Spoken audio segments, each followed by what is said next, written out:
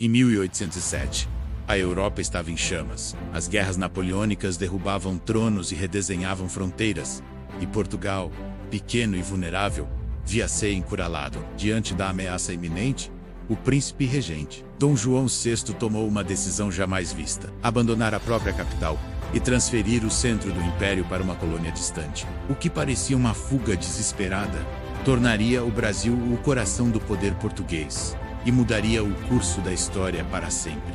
A ordem foi dada às pressas. Lisboa mergulhou em caos. Em poucos dias, o porto tornou-se um cenário de correria, medo e incerteza. Arquivos, móveis, símbolos do Estado e milhares de pessoas se amontoavam à espera de embarcar. Entre 10 e 15 mil indivíduos deixaram Portugal, cerca de 5% da população da cidade. Nobres, ministros, militares, juízes, membros do clero, empregados e aventureiros seguiam juntos, unidos não por planejamento, mas pela urgência de fugir antes da chegada definitiva das tropas francesas. 19 navios compunham a frota improvisada. Não eram embarcações preparadas para transportar tamanha multidão por uma travessia tão longa. Quando partiram, em 29 de novembro de 1807, levavam consigo mais do que uma corte. Carregavam a própria continuidade da monarquia portuguesa. O Atlântico, porém, não ofereceria passagem fácil. Logo nos primeiros dias, a superlotação transformou os navios em ambientes insalubres.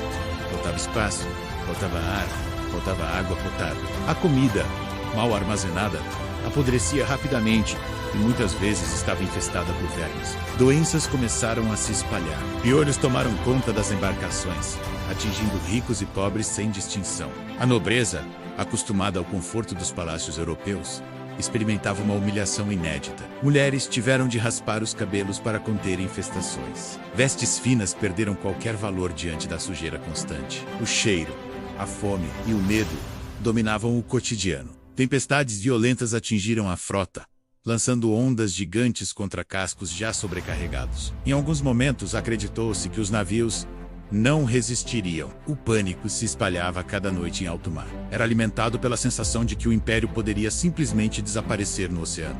A viagem, que deveria durar semanas, estendeu-se por quase 2 meses de sofrimento. Cada amanhecer era recebido como uma vitória provisória. Finalmente, em 22 de janeiro de 1808, a costa do Brasil surgiu no horizonte. Salvador apareceu como um porto de alívio, mas também como um marco histórico. A chegada da corte não representava apenas o fim de uma travessia perigosa. Representava o início de uma transformação profunda.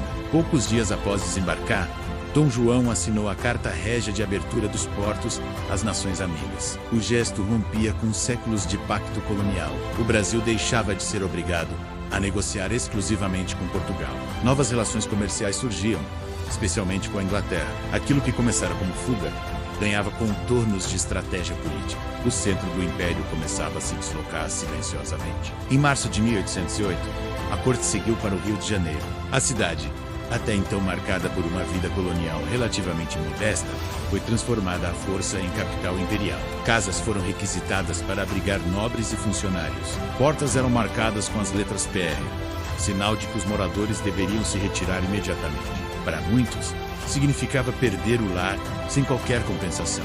Para a coroa, era a instalação definitiva do poder. A presença da monarquia alterou profundamente o Brasil. Instituições fundamentais começaram a surgir onde antes havia proibição e atraso. Criaram-se o Banco do Brasil, a Casa da Moeda, tribunais, escolas militares e órgãos administrativos. A imprensa régia passou a permitir a circulação de jornais e livros. Bibliotecas, jardins botânicos e centros culturais impulsionaram a ciência e a vida intelectual. O Brasil deixava de ser apenas uma colônia explorada. Começava a funcionar como sede de um império. Em 1815, no contexto das redefinições políticas da Europa, após a queda de Napoleão, ocorreu uma mudança decisiva. O Brasil foi elevado à condição de Reino Unido, de Portugal, Brasil e Algarves. Pela primeira vez, uma colônia tornava-se parte central e formal de um reino. Essa decisão, tomada para preservar o status da monarquia portuguesa, teve consequências profundas. Enquanto o Brasil se fortalecia econômica e politicamente,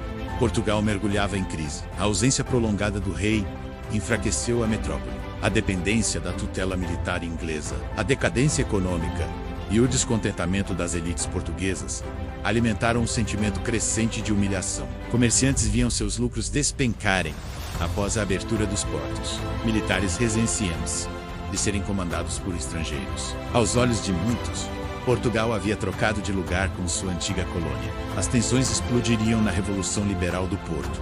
Ela exigia o retorno imediato do rei e a reversão das concessões feitas ao Brasil. A decisão tomada em 1807 para salvar a monarquia havia criado um problema irreversível. O império não cabia mais em um único continente. A permanência da corte no Brasil acelerou mudanças que tornariam impossível o retorno ao antigo modelo colonial. O caminho para a independência estava aberto.